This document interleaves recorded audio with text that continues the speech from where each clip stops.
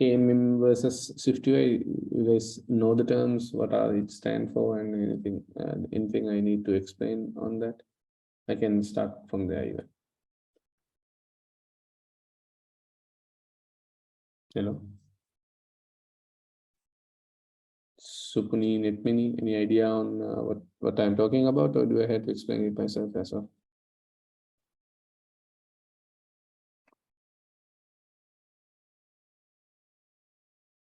Hello? Supuni? No idea, sir. No idea. That's okay. I mean, those are fairly new technologies. Netmini, how about you? Do you have any idea on SwiftUI or KMM? Abdullah, you also. So we did a small introduction in the last sem. That's All right.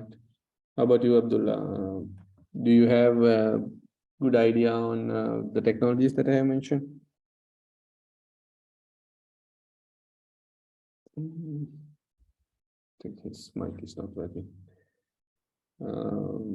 Yeah, we can cover up. I think did we touch upon Flutter? I'm not sure.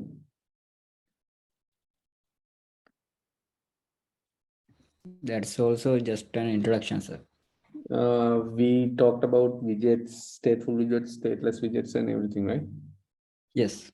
Okay, that's around most of the time what we are going with, because it takes a lot of time to, if you're talking like something like Android, what we went through on the MVVM architecture, it takes a lot of effort. If you go with Flutter as well, but because most of us can relate to Android, and Android is one of the native things we are working with. The concept is going to be the same, MVVM architecture, and the implementation is going to be a little bit different. But when you look at as a whole, they have the similar features, similar things, similar patterns. So you don't have to worry about that much of adaptation. At least implementation on MVVM on Android will make you enough to and get you enough confident to move on to Flutter-based MVVM or what do you call iOS-based MVVM. So let me touch upon something new in terms of MVVM and code sharing. I mean, obviously it's it's not a brand new technology. It was out there for a long time, but it's emerging, and it's I think learning this would definitely benefit you in the long run because of its uniqueness at this point. Okay, let me share my screen so you guys can get an idea. Sharing my screen.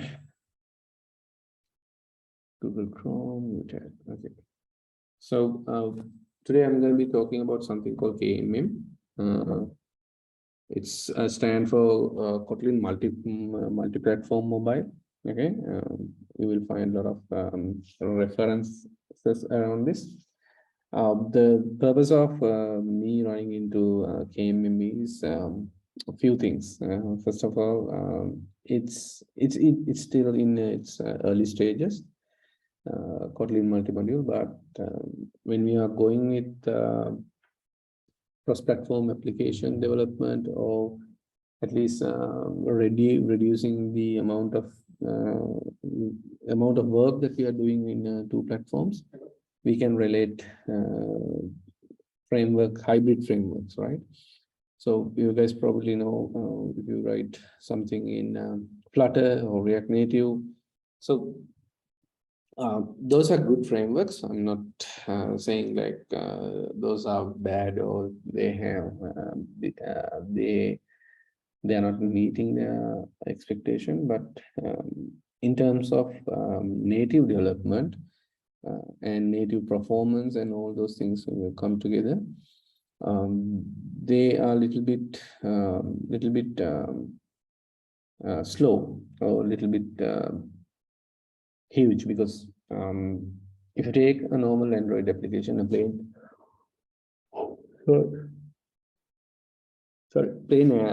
plain, I mean plain in the sense native iOS application, and if you do the same thing with the basic Flutter application or React Native, those applications will add upon a lot of things. I mean, first of all, if you take Flutter, Flutter will have its engine, Flutter will have its core libraries, UI libraries, and everything. If you take React Native, it will add its own bridge, and there are libraries on top of that. And by adding those things, it will add a little bit of weight to the application in terms of size. Also, it will add some what do you call some complexity to the application. It will be a little bit slow, because if you take the native performance in terms of rendering something, we have seen that it is not smooth. Well, it's not that smooth as the native development. So if you take React Native kind of things, those are pretty much good. They are doing certain amount of work in terms of complexity, but in terms of performance, they are not there yet. Of course, they won't be there. The reason because the added complexity, added wrappers, added layers, and all those things. So it is not quite closer to the native performance. But on the plus side, what we can do is we get the options of getting two things done out of one code base. Okay, the iOS and Android application. Very rarely we will have to go something unique to the platform. Otherwise, almost every time the code that we are writing is identical or can be executed on both applications. So you don't have to worry about writing code in Swift, writing code in Kotlin, or you don't have to worry about that. If you take React Native, you have JavaScript or TypeScript support. If you're using what do you call Flutter, you will have to write everything in that, so you don't have to worry about two different languages. But in many cases, some applications that we need to find, a lot of people try to go with native applications. That's some things we do most of the time. So in a scenario where we need to share the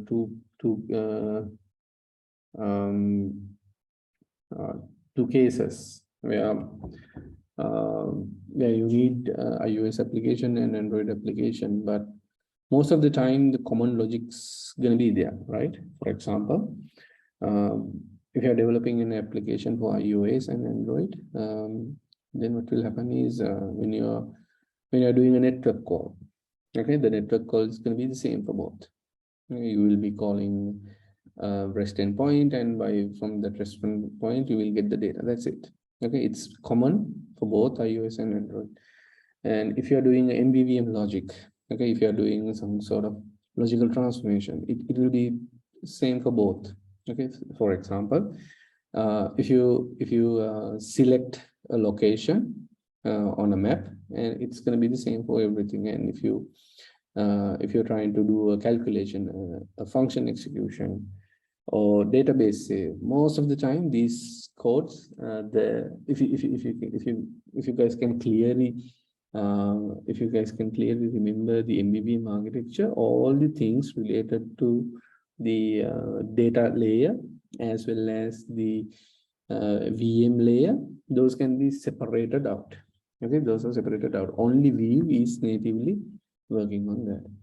So by the same logic, what we can do is in KMM is that we can separate our concerns, separate our things.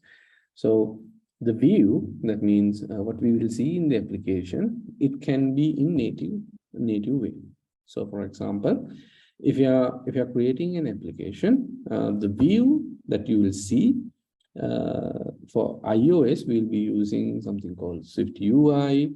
For Android, we can use the XML1 or Jetpack Compose. The view, it's a separation of concern.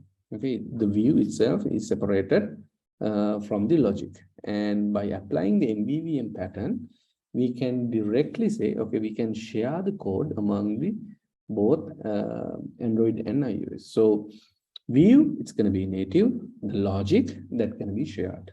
Okay, so we'll see in much detail when so it will make more sense, but as high level introduction, the view that you will be seeing, it's going to be purely native, and the logics and the view model and the models, those going to be in a shared way. And the of course, in this scenario, the initiative party in here is Kotlin. So whatever you are writing, the shared logic, that's going to be in Kotlin. Okay, so when you are writing a business logic and everything, it will be in Kotlin, and the database calls. So database calls and everything that in between, it's going to be in the Kotlin level. But if you look at the UI, Android will have a separate section, and iOS have a separate section. So we'll be kicking off with Kotlin multi-platform and see how we can do the coding, and what is the standards and what sort of things that it will be giving us. Okay, and remember, this is in beta still, but it works in product applications as I have seen, so no issues at the moment, but no breaking changes at least. So we'll go through and explore, and we'll find out what are the things that we can leverage over this approach.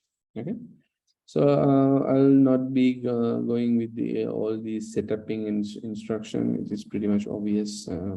Simple terms. You need to set up the environment. Like if you guys can remember, when we are setting up Flutter, of course we need to do some initial setup. Okay, and one other thing, this checklist, it should be there. Okay, if you are doing Android applications, you need Android Studio, Xcode for iOS applications. Of course, you will need JDK Java to run Kotlin code and Android Studio, and there will be something called Kotlin multi-mobile plugin, which is coming for Android Studio. You have to install this as well. And of course, since we are writing everything in Kotlin, you need the Kotlin plugin as well. So these things will be something that you need to have. There is a tool called KDoctor. If you guys can remember Flutter Doctor, we can use the KDoctor to inspect whether we have everything in place. But KDoctor works on iOS only. So if you're coming from another platform, you have to manually check everything, but since I am on a Mac, I can check it myself. Let me open a terminal. Do you guys see my terminal or not? Not right? Oh, sir. Okay, just at the terminal. Now? Yeah, we can see. Okay. So if you execute KDoctor, so it will diagnose our platforms and see whether everything is in place. There are like a little bit of OS is okay, Java is okay, Android Studio is not okay because the Kotlin multi-plugin is outdated maybe. So we may, it might be disabled. We can fix that. Xcode is okay, and CocoaPods, this is not needed at the time. You guys know what CocoaPod is? Any idea on CocoaPods? We know that is like Swift's dependency management thing. Yeah, not only Swift, but for iOS development, CocoaPods is one of the way that we can manage our libraries, dependencies, and everything. So it's like Gradle, but not full-fledged Gradle, but like it does not include build tools or something like that. But CocoaBots include all the things that you need to get in place with the what do you call the dependencies for your application. Right now, CocoaBot is not that much popular because the rise of Swift. They have introduced something called Swift Package Manager. We can easily get most of the thing using its code itself. Earlier on, it was not an option, so we had to use CocoaBot. Now we really use CocoaBot, so we use Swift Package Manager. All in all, we need to have these things set up within our application in order to work with KMM. Okay, so if you don't have iOS platform, or if you don't have a Macintosh to work with, the problem is you can obviously try things only from Android side, but you will not be able to execute everything with the Xcode side. So you can test Android application, but not the Xcode, the iOS ones. Okay, that's obviously something we had to understand, because if you want to develop in iOS, you have to have Xcode. So there are like if you have a good PC, if you or a good Linux machine, there are some Docker images that I have seen. They are huge in size, like 8 or 7 GBs, or maybe 20 GB in size. I can't remember the exact size, where you can run a Macintosh within your Linux machine, but it's hardware costly, and the main reason, but it's not that cost compared to buying a new Macintosh. It's not that much, but you can get the job done. Okay, if you are really into an iOS development and you don't have an option, there are Docker images that will help with that. But bear in mind that in order to run something, like you are running a machine within a machine, it's not like a VM, but a Docker image. But even though it needs a lot of data, a lot of good internet connection and everything, but you can at least test it out if you are really into that. Anyhow, so the next thing that you have to do is look into the application setup. Let me go back to Adopter, and everything that is related to these things, it will be provided for you if you are not using KDoctor. That's pretty much a simple thing that you have to do. So we will create our first application and see the anatomy of it, and we'll see how we can get from there. Okay, and obviously we need Android Studio. Let me power up Android Studio, because it's the starting point of our application is going to be from Android Studio. Then we'll be moving into Xcode and iOS stuff later on. Let me check. You guys can see my Android Studio, right? I have to share as Android Studio. Okay, all right. This, so I'll be creating a new project. Okay. Simplest form is that you can see that there are compose activity, there is material tree activities, which I recently update, and there's the Kotlin multi-module thing. Did I not? Yeah, since I think I haven't enabled Kotlin multi-module. That might be the case. Yeah, so just quickly let me go to the plugin section. Yeah, there you go. So the Kotlin multi-module platform is disabled. Let me enable it. And what do you have? Okay, that's gonna pretty much do. It's enabled now. Let me go. Okay, restart it because the plugin got updated. Share it again, Android Studio, sharing. Okay, let's go for a new project and see whether the KMM is there. Yeah, there you go. So we have this Kotlin multi-platform application.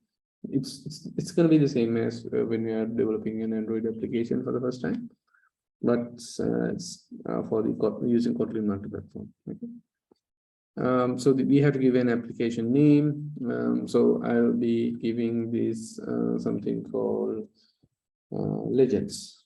Okay, just out of good project names. So we can't see the application window. Oh, really? Maybe something related to sharing. Share my screen. Okay, new project. I have to select one by one. Not sure why. Okay, so it's the same all like when we are developing an Android application, we have to give a package name. Better to give it at the first time, otherwise it will be really hard. And save location where you like, it's going to be Android default location by default, and you can select the minimum SDK for Android setup. Okay, then next thing is Kotlin multi-module specific stuff. So we can choose an Android application name and iOS application name where we can this is like the project name that we're going to be sharing. You can change it anyhow, but I would simply go with the iOS app and Android app. So it's make it easy to differentiate both rather than having two different. So rather than having a single name, better to have this is the Android app, this is the iOS app. That's easy. So as I mentioned earlier, there is going to be a shared section. That means code sharing will be happening between Android and iOS application. So what is the name of the shared module going to be?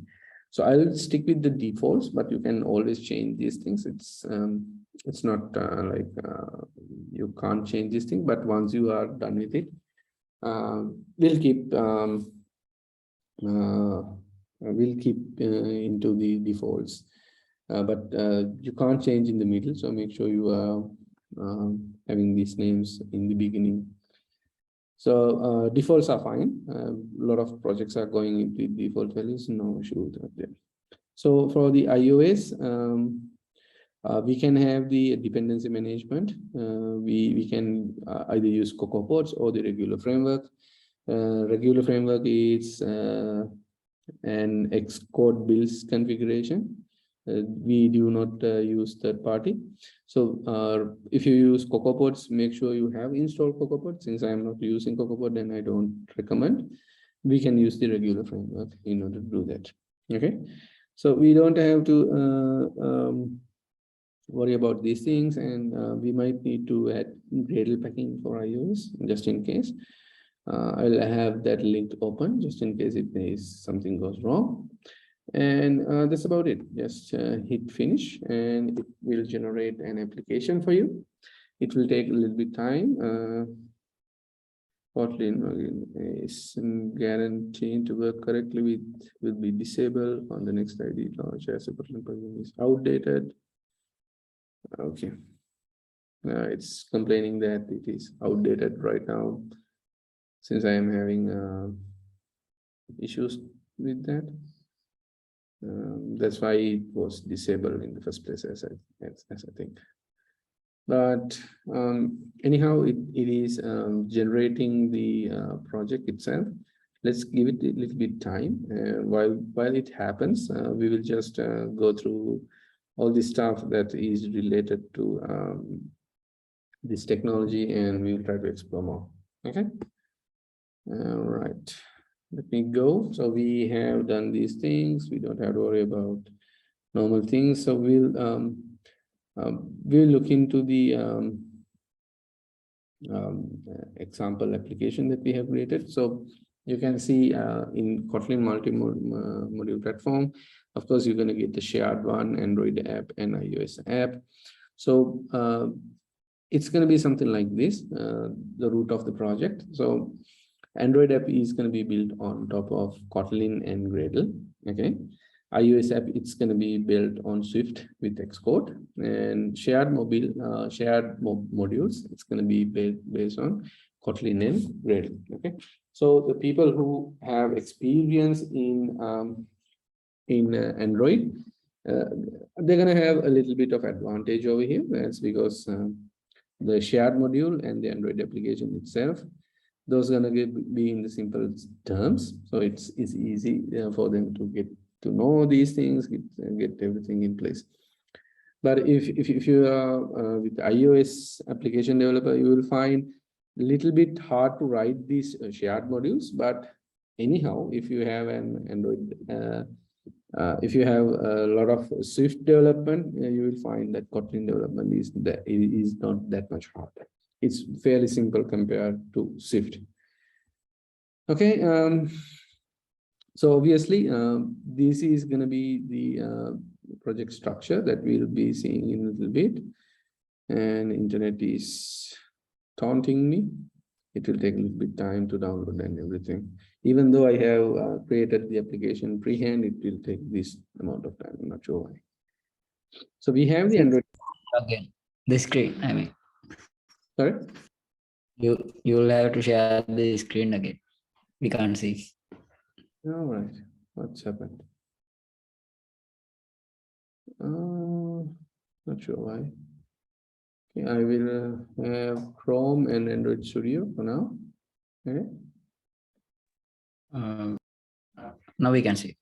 Okay. And So I'm basing out of the screenshot that we will have soon.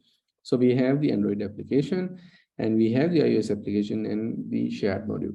So obviously, when we are working with the Android, we can just open this and work along with that. Okay. So when you are using iOS app, the story is different. You can't do it in Android Studio. You have to open it in using Xcode. Then you can start working on that. And the shared thing, it's also going to be something related to Android or Kotlin based. So you can work the logic behind using the Android Studio. So that makes sense. A lot of you guys will be covering a lot of logics and everything in here. So it will be easy. So the next thing is that we have to run this. Okay, we will try to run this after once we have done it. We will get something like this. If you select the Android app and hit run, like a normal application that we would do, we will get the hello world example out of this application. And same goes if you go to Xcode and open the application, and if you hit run, and the next thing from the Android Studio, you can even run the configuration, but I recommend to run it from the Xcode side. That's more easy. Let's see the both options and what are the pros and cons with these things.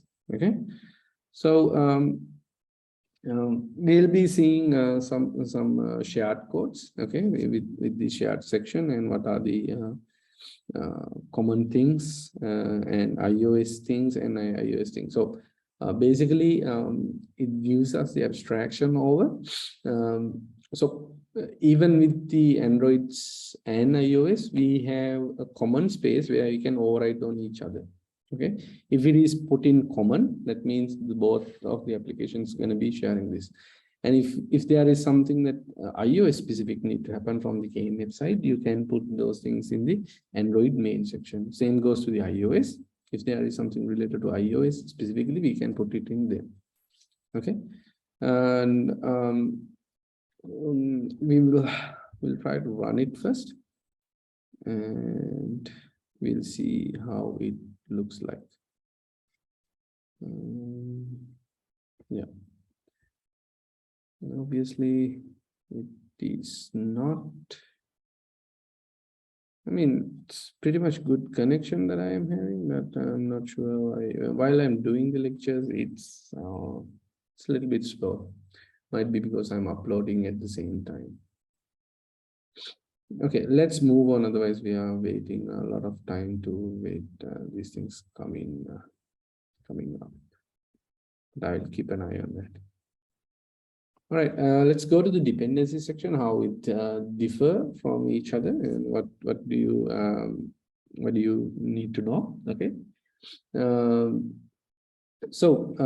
There are two types of dependencies when it is coming to the application. Okay.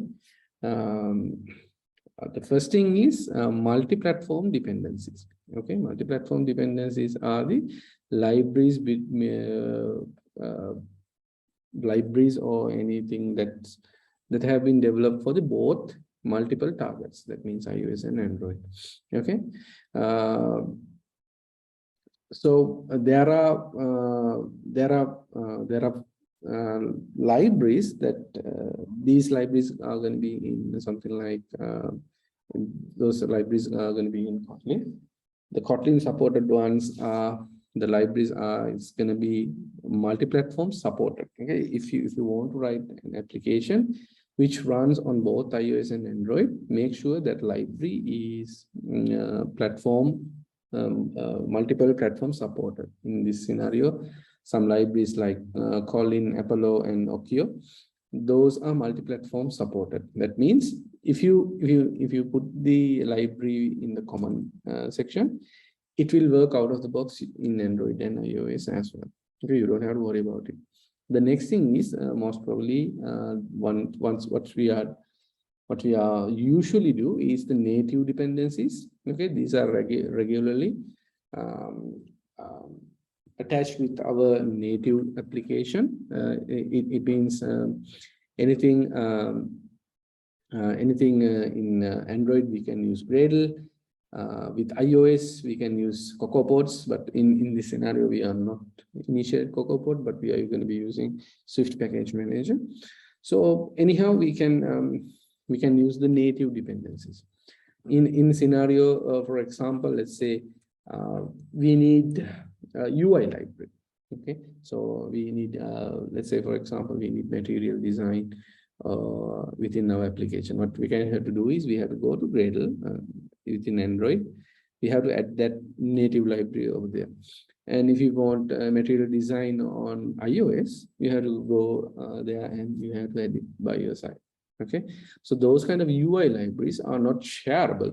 Those are like really native. There are no common way of sharing these things in between. What we have to do is we have to make those things native as much possible. So dependencies is going to be really native. So we don't have an option on that. Okay, and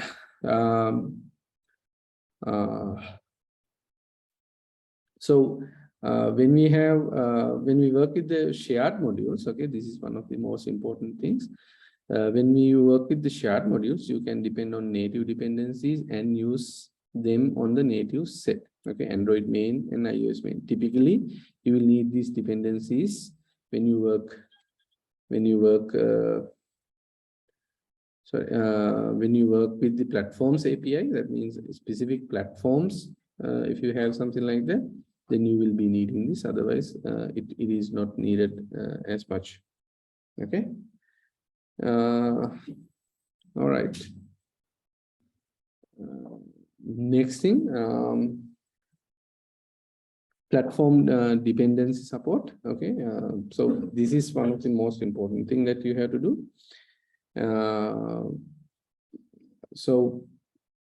We can have shared components between each other. Okay, the platform specific stuff and some shared stuff. So if you want to put something in shared way, so we can have we go to the place in the build directory within the shared directory, and we will add the main we will add the dependency to the common main.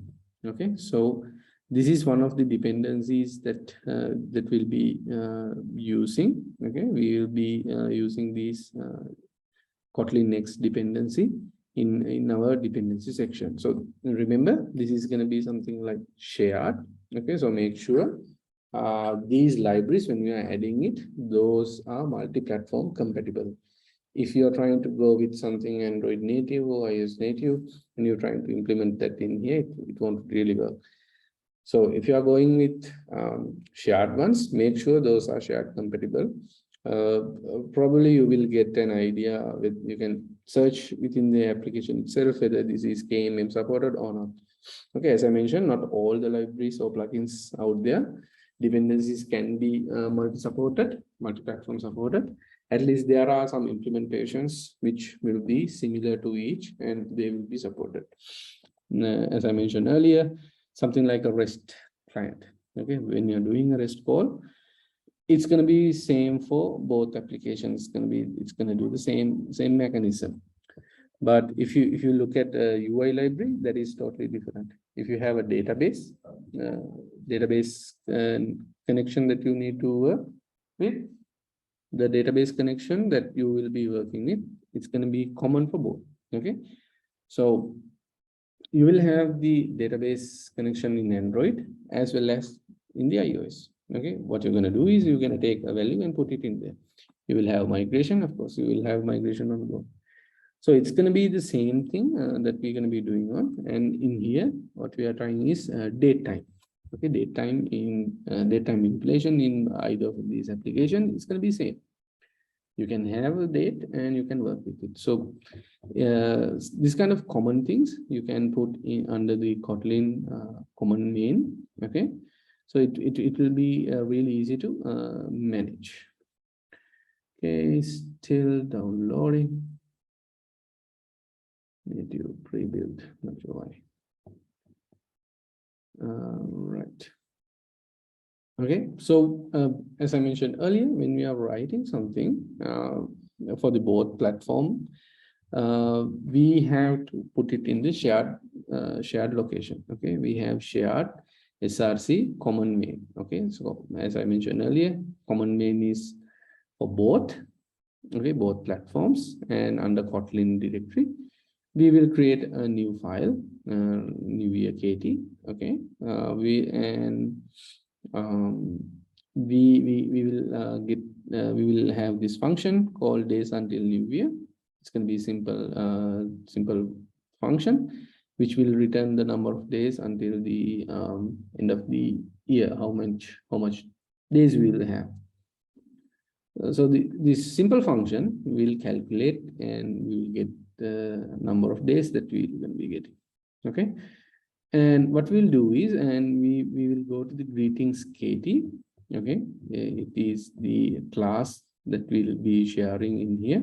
So this is a function that we have created, and we can get the platform, and we can in here, this is just to get the platform itself, that like the iOS version or Android version. That is not our case.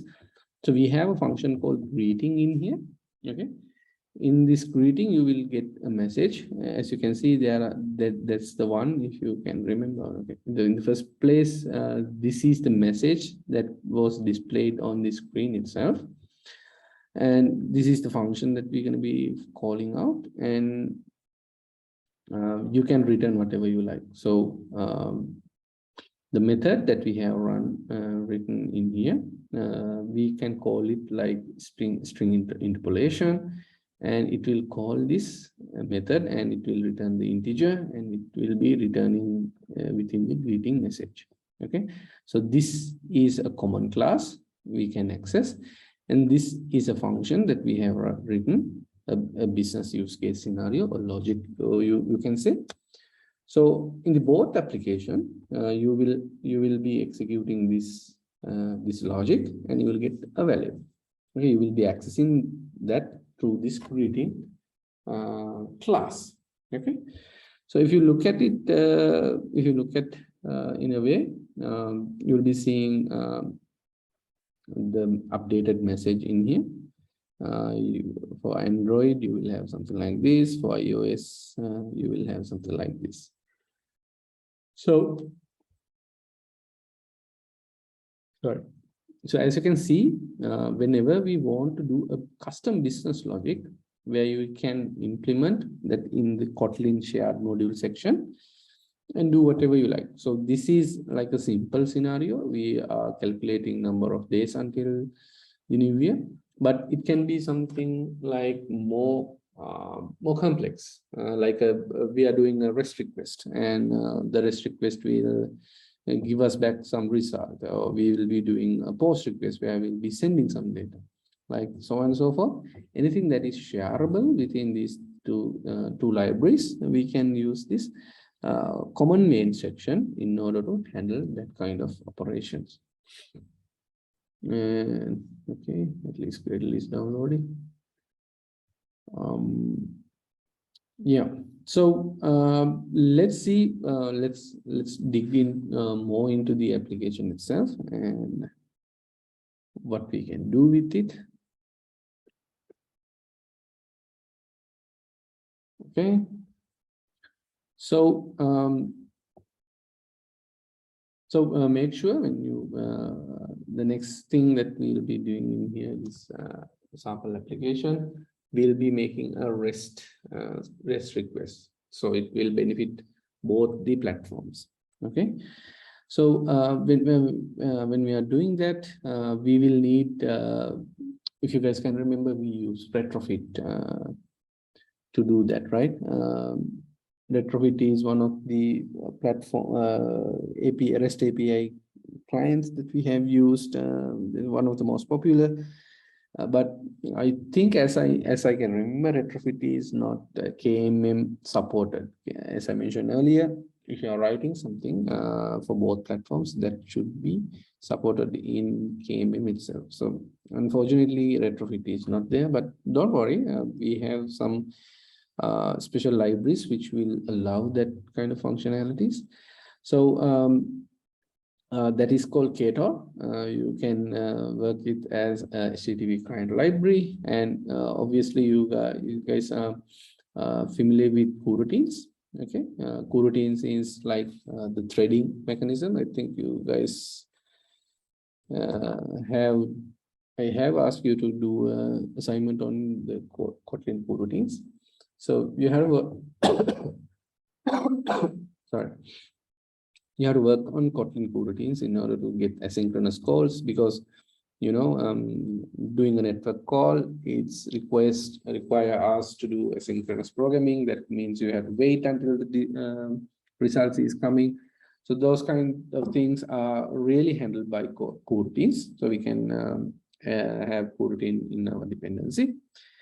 And another thing that we need to do is serialization. As you guys can know, since Ktor is the client only, the client is only doing the REST request. It's not responsible for payload handling. So payload handling can be done using serialization. If you guys can remember the example of what do you call the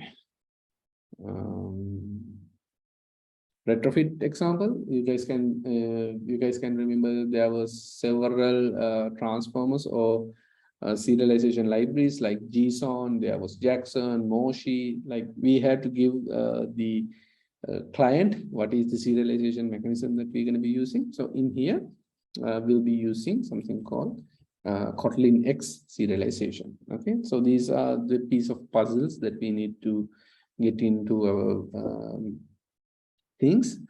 So we need to add Kotlin X coroutine.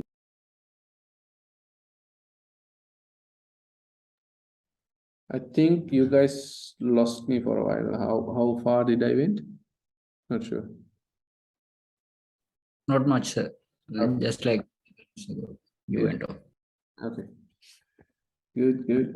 So I think almost done with the Gradle download. That might be the case.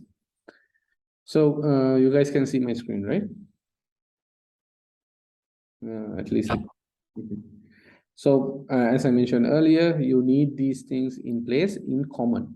Okay, the common modules. Otherwise, it will not work, because these things are not going to be depending on both platforms. So we'll be having JetBrain, coroutine, whatever the version that is available within dependency section. Okay. Okay. So if you look at this statement here, the multi-platform Gradle plugin automatically adds dependencies to this platform specific iOS and Android parts of Kotlin X coroutine. So let me explain what does it mean. Okay. When you are injecting these libraries, of course, this is something written in Kotlin. Okay. So of course, for Android application, that makes sense. You can use Kotlin in there and Kotlin coroutines in there.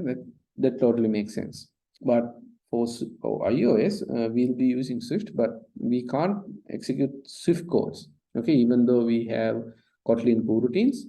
Coroutines only works in JVM specific or Kotlin language where Kotlin can run, but not in Swift. So what will happen is, since these libraries are multi-platform enabled, whatever the counterpart for the Swift UI will be inject to its platform immediately. Say, for example, the Kotlin coroutine has a counterpart which imitate or which have the ability to run coroutines like things in Swift. So it will be injected to that.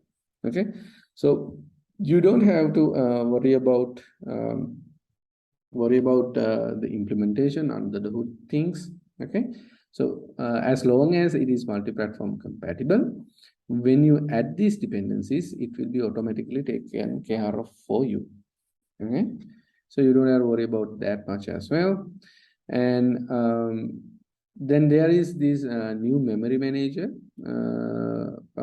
which will be something default, but for now we have to put this in the Kotlin build.gradle file, otherwise it will not work. A lot of time has been by me without looking at this. So you have to put it in the application as well, otherwise there will be crashing issues, at least from iOS I have seen. Okay, next thing, of course, Kotlin X serialization. We need to add these things for serialization purposes. And remember that the serialization is only something that need to be happening on the compile time. Okay, at the runtime, we don't need any serialization to be happening, because once you have decided the REST API and once you have calling the application, the serialization object is created for you. After that, you don't need to have it on the runtime. Okay, so these kind of libraries, these kind of dependencies is something that we can say a compile time or development time only. So we can have this serialization, deserialization classes at a plugin level, not at a runtime level. So we will be having those things as a plugin. Okay, with the application, we will see how it goes as well. But something like Ktor or something like that, it is not that possible, because Ktor is something that we will be doing in the when we are calling something, when we want to execute some when you want to execute these things.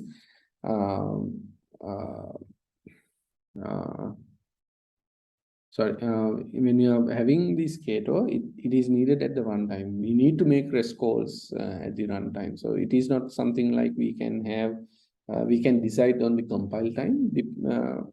When we are running the application, we need to make calls. So we will need Ktor in the runtime. So it's going to be something similar to the coroutine setup. Why? Because coroutine is also something related to runtime. Also, also when we are looking at the something like serialization is only happen at the compile time. So you don't need this on the serialization need not to be happening on the runtime. Okay, this is one time thing at the beginning, at the development time at least. Ktor is something we need on the runtime. Okay, So Kato has a few other dependencies that we have to be added in here. Okay, if you guys close look at it, okay, there are a few things that is a little bit weird in here.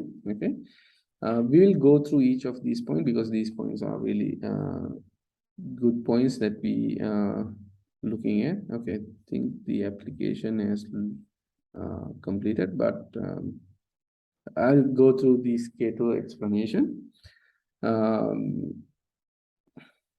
So you can edit like there something something really simple, and there the Kato has some dependencies. It's the core dependency is going to be there, and the negotiation, okay, content negotiation functionality responsible for redesigning the content on specific format. Okay, so this is going to be the specific serialization happening going on. I'm not talking about this serialization. Okay, this serialization happens in iOS specific and Android specific. We will look into this, but this is talking about serialization up until from the REST client to here. Okay, this is like the dependency, like we have put the JSON library in retrofit. It's the same thing. Okay. And what is the serialization library itself? Serialization done by Kotlin JSON. Okay, K2 dependency instead of K2 to use the JSON format, and Kotlin X serialization to serialize as a serialization library. So instruct K2 use JSON format. Okay, that means with add of this JSON X JSON, sorry, Kotlin X JSON, it will instruct that, okay, the payload is going to be JSON and you will be serializing using Kotlin X serialization. Okay, so we will get to these ideas once we are done with this. Okay, and that means basically we are saying K2 will expect JSON and data will be deserialized and serialized when we received it using the serializer. Okay, and provide platform engine for adding dependencies on corresponding artifact for the platform sources. Okay, so this is something important. Okay, so as I mentioned earlier, so this is like the common section where we are writing and everything, but for some reason if we want to add something for Android specifically, so the K2 client for Android we can add in this way, and for the iOS we can also add this way. So Darwin is the code for iOS. Normally what we are using, not iOS or something like that, we use Darwin as the iOS specific code name.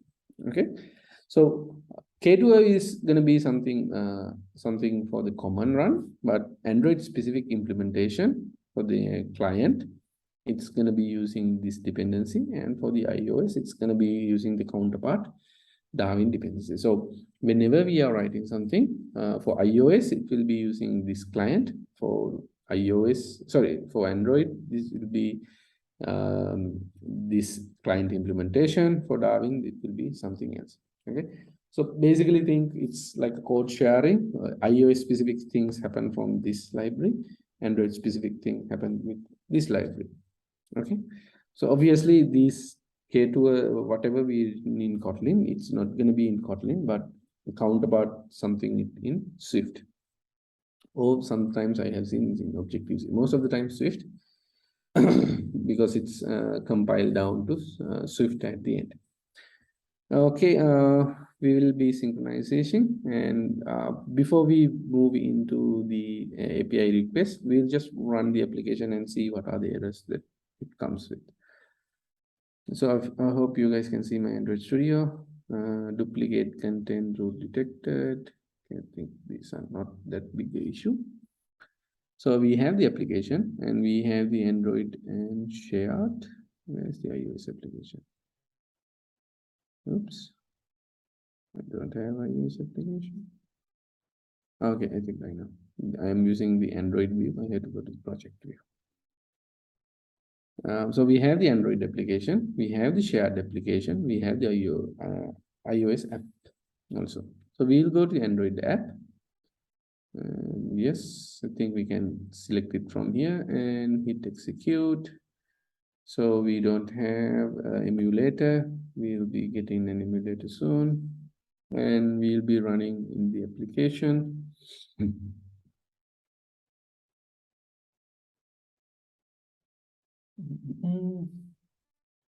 Let's give it a little time to run and build.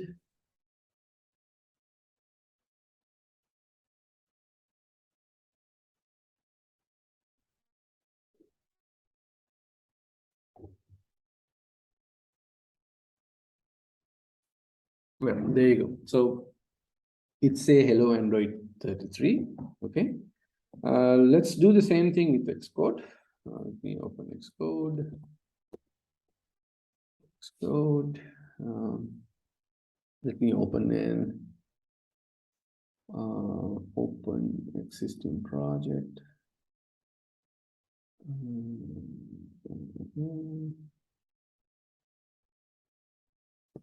Let me see documents.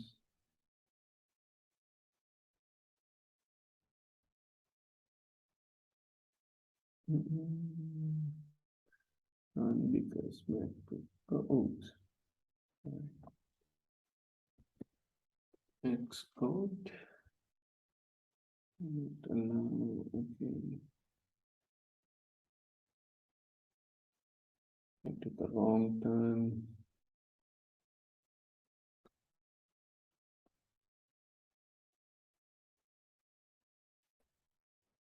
Xcode, okay. Open project file. Application. Users. Leaker. Android Studio project. Legends. Okay. Oh, sorry. Okay, nice. Open. I have to select iOS. Okay. Finally, make sure if you are importing the application, it should be the iOS directory. If you are trying to access the whole directory, it won't work. Let me share the Xcode as well. Okay. So you guys can see Xcode, right? So it's currently building. Let's take iPhone and try to load this. Building will take a little bit of time.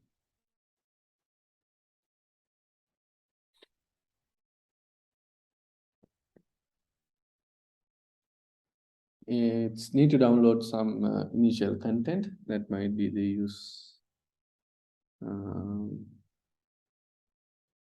Build succeeded.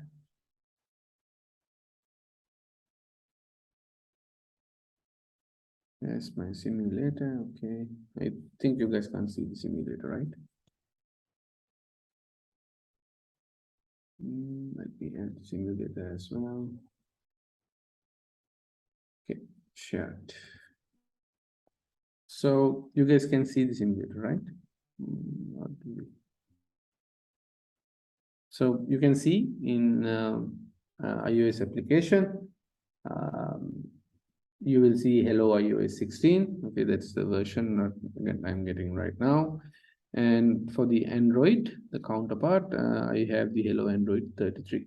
Okay, let me go quick back to iOS application because I want to touch upon that as well a little bit. I think if you guys can remember, it's going to be a simple application that we'll be seeing. So it's a Swift UI application. This is the starting point for application, nothing fancy. And the content view, which is the view that we'll be seeing. And sorry. So in here, you will see something called greetings. Okay, you will see something called greetings, and this is a class declaration. Okay, in Swift, you don't use the new keyword as I can remember in Kotlin as well. So the greeting instance is created, and you are calling the greeting.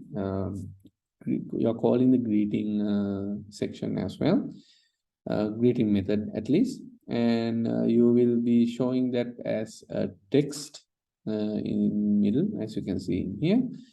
And this is something what we call the preview. That what you are seeing in here, it's rendered using this. Okay, so the greeting class, it is coming something called share. If you guys can remember, we gave a name for the shared module called shared. So that's why it is called shared. And this greeting import from shared itself. Okay, so if you want to look at this code, you can just click on it and jump to definition. Shared greeting. Okay, so you can see that whatever the code that we have written in Kotlin, now it is turned into a Swift UI, so not Objective-C code section. Okay, you might not understand these things, but the shared H files, it is an Objective-C section. So obviously, when we are using Swift and Objective-C, we can use the platform as we like. Either we can go for Objective-C or we can use Swift. Both works. You can mix and match. Since anyhow, everything that's going to be in Swift will be converted to Objective-C, why not everything put that we have used in the Kotlin multi-module to be in Objective-C as well. So everything in here is in C, but I'm not expecting you guys to understand all and everything that like. It's not even for me to understand everything. Just go to the definition. If you really want to see what's happening behind the screens, this is what happens. Okay, everything that we have written in Kotlin, like what we have seen in here, everything that is shared, SRC, common main, greeting, okay, whatever we have written in here, now it is converted to something called something with something from something for Objective-C. So it is we write everything in here and we get the counterpart ready. So we have this platform class, this KT. Okay, so this is the interface that we're going to be this is the interface that we're going to be working with. Now, if you go to Android main platform KT, okay, so we have a class called Android platform. Okay, it is extending the platform platform itself. So from Android, it's a Android OS build version SDK. So this is how we get the Android platform specific version number. So this is how we get the name. So if you are accessing the platform class itself, so it will be giving this instance. Okay, so if you go to common again, okay, so take a closer look. This interface which contain a platform which containing a name is override in this Kotlin code as this. Okay, so the interface is what we are going with this called platform. Specific for Android, it is called Android platform, and we can write any platform specific logic in here. Now, if you go to the same thing with the iOS platform KT, and you will get the platform UI kit UI device. So this is the counterpart of the iOS itself. So it's going to be using the same interface, the interface called platform that we have seen in here. And whatever we need to get the UI device. So normally in Android, we are using this android.os.build version, something like that. For iOS, what we have to do is we have to call UI device. So normally when we are looking at iOS, you will see this UI device or UI view kind of classes in most common. So UI device, current device, get system name, and we have a space, UI device, current device, system version, which will be put into the name. Okay. So actual function for this is get platform. It will return the iOS platform. So depending on where you are calling, it will be called out. Okay. So a platform specific code can be written something like this. We can override anything anywhere. Okay. So actual implementation for the get platform is going to be this Android platform. So based on where you are calling, where you are working with, if it is an Android, you will get this platform. If you are using iOS, you will get this platform. So based on where you are, the code conversation will happen. You don't have to worry about the code conversation that is going to be happening around here.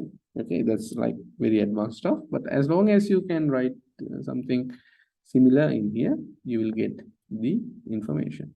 Okay, so this class in here, this class is the class that we have seen in the board application. If you guys look at the Android application again, sorry, iOS application again, you will see the shared module is giving us something called greeting, and greeting method will give us the value that we are expecting. So we have seen hello iOS 16. Okay, that is the greeting that you will see.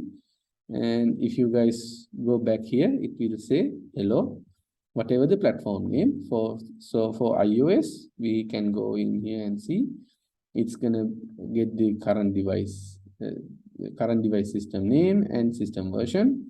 So iOS version 16.0. So if you go to platform and Android section, you will see Android and the build number. Okay, now when we are calling it from the greeting message, hello, it will show Android and whatever the version number. So that's what we will see in here. Hello, Android 33. Okay. So we have to make things consistent. We have added Android in here in the Android platform. For iOS, you don't need to do that. You can say the UI device, current device, system name. You get iOS by default, or other UIs you can also hardcode iOS if you like. And the system version, this is Android 13.3, and this is system version 4.16. So this is how we share these codes. So anyhow, if you want to change this anything, hello, let's say for example, hello, I want to say hello Ramnika, and if I rerun this at least, let's see how it affects. You can see hello Ramdika, Android 33, it is there. Now, if I go to the counterpart where this is, okay, you will see some glitches in here, but we will run it anyhow. We will run it again, but I am not expecting the same result. I'll explain why.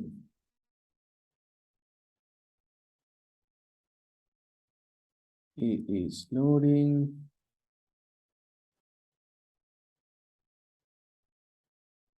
Yeah, okay. Apparently it compiled. Okay, sometimes what will happen is even though this section is added, sometimes it does not reflect immediately, because this code should be compiled back and forth, and that will be handled by iOS. But now it is working fine. But if some case this is not reflecting what we are seeing here, probably the thing that you have to do is go to build and clean the project and the build project. Okay, that way whatever that we have in iOS will be get cleared, whatever that we have generated that will be cleared, and it will initiate the new version that we have covered. Okay, so if you look at the Android application, I think we have seen the iOS application.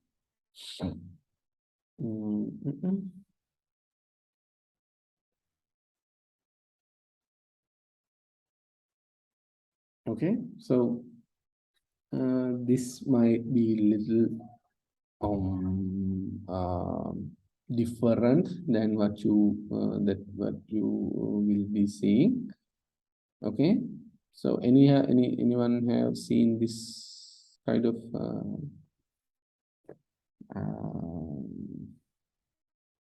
this kind of programming. Okay, where is the XML? You will go, you will find, you will don't find the what do you call layout and resources. Nothing is here. Okay, so this is what we call Jetpack Compose. So up until now, we have been using some things like XML and everything that we need to write based on NVM pattern and everything, but this is something new.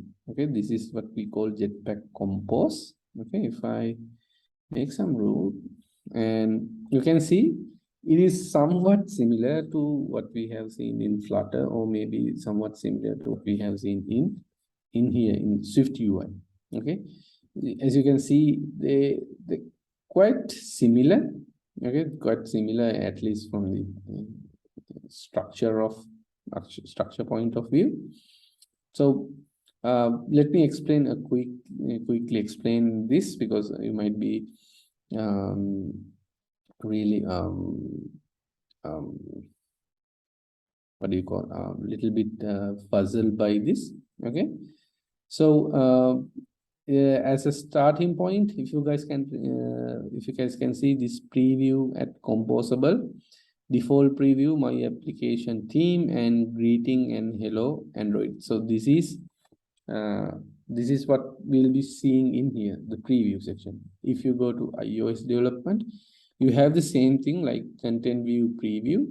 This is the preview provider, and what you will see in here, the same thing, the preview structure that you will see is done by this annotation, using this composable annotation.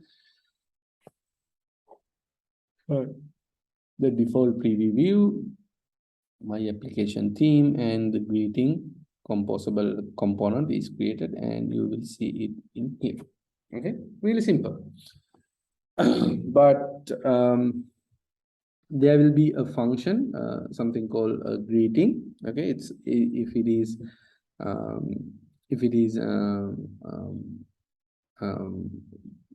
it is annotated with composable, that means it's something like a view that we will see.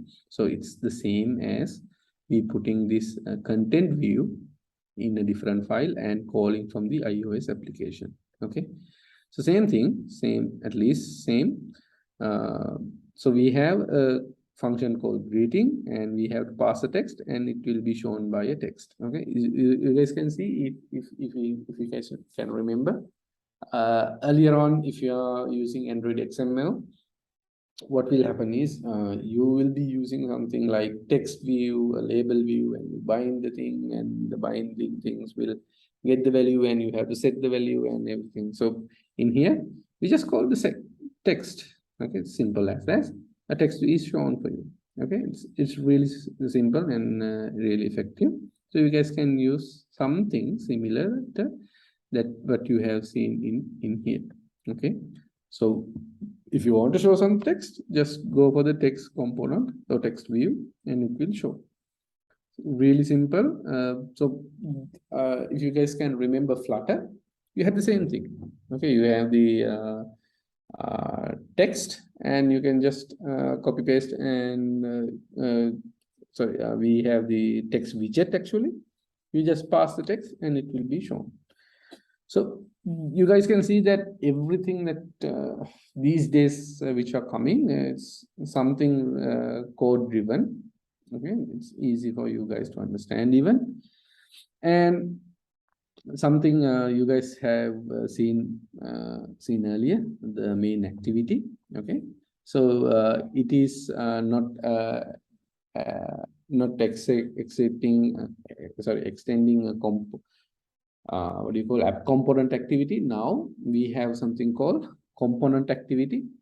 Okay, so we have to extend that.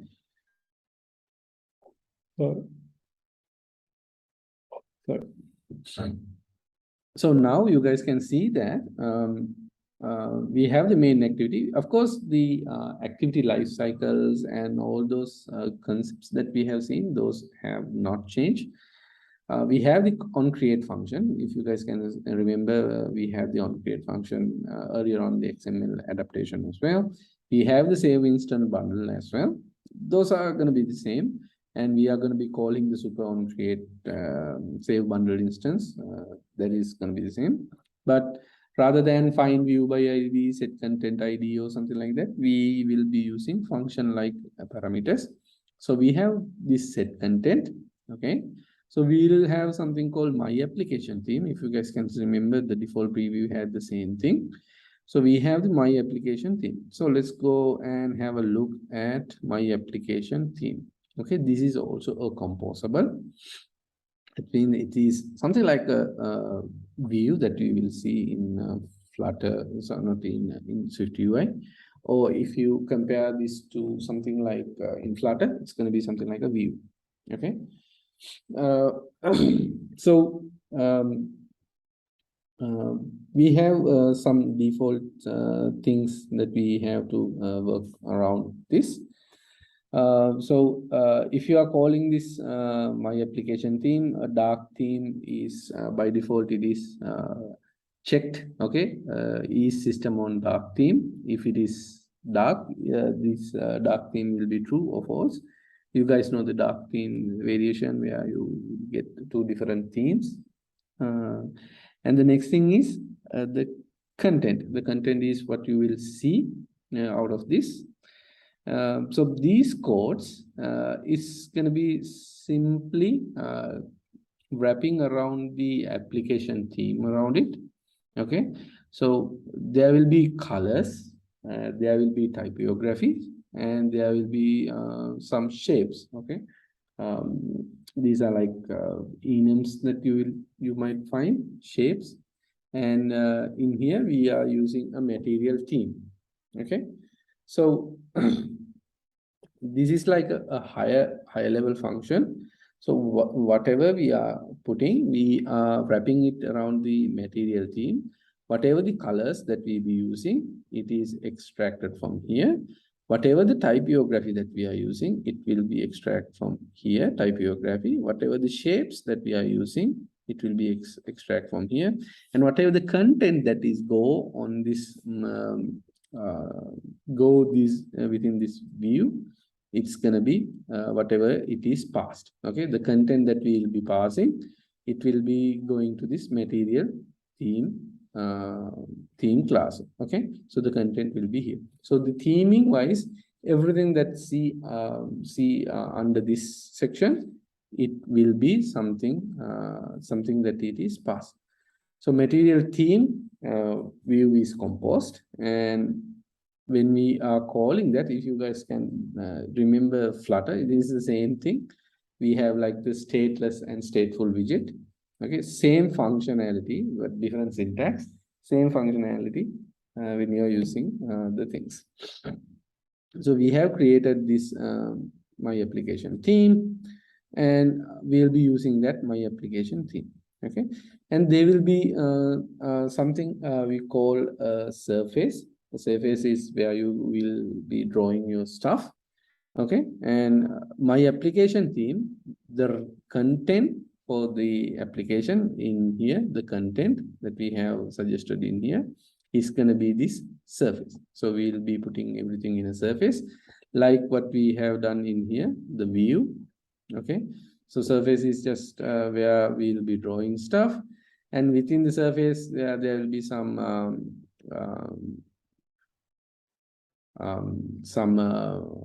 values or some customization that we can do. Modifiers, fill max size, that means how we're going to fill the if you guys can remember in XML, we had something like fill content, fill parent, this kind of thing, and the colors that we're going to be using for this surface, and whatever the values that we'll be showing in here.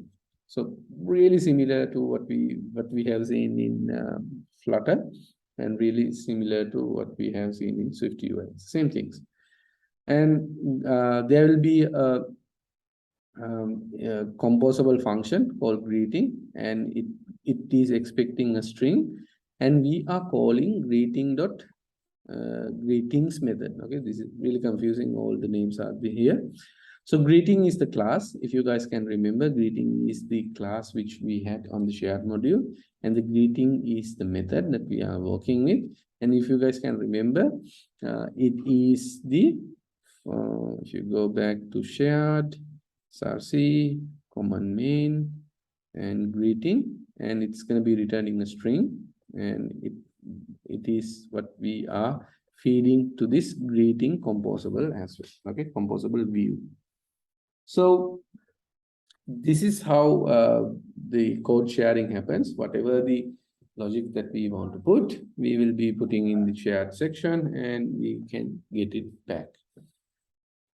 The preview is not that much good in this scenario, at least. Maybe we will clean the project and oops,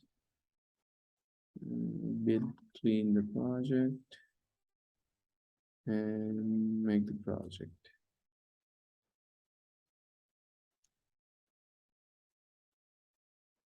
So also you guys can see that it is not getting something from shared, because we have a reference in if you go to the application itself,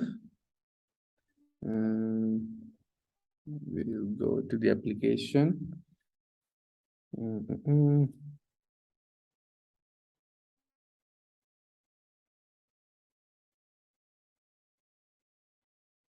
No, this is the plugin Gradle. It's the web Android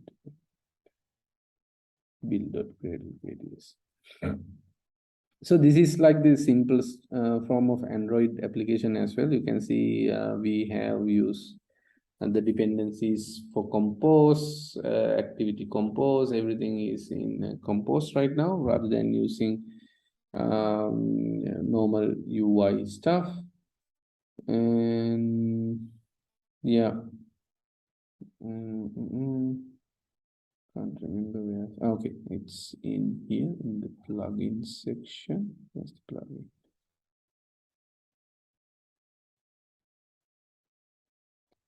Not in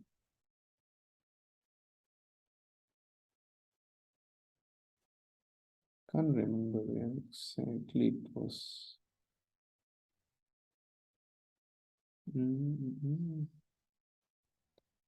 There's a gluing point for the Android and the application itself. Can't remember where it is.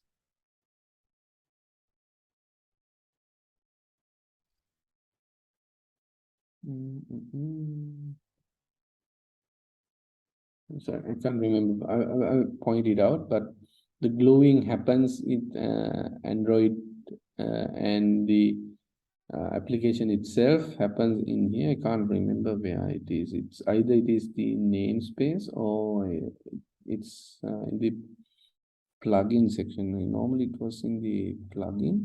I'm not sure how I.